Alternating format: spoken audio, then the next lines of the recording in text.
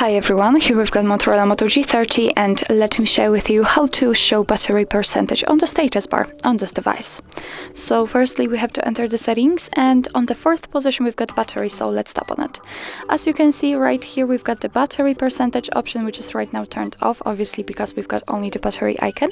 So in order to turn it on, just tap on the switcher, and as you can see immediately right next to the battery icon we've got the exact percentage of the usage of the battery. Of course you can turn it off the same way just by tapping on this switcher, but let me leave it like this.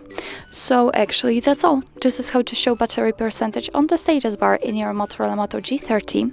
Thank you so much for watching. I hope that this video was helpful, and if it was, please hit the subscribe button and leave the thumbs up.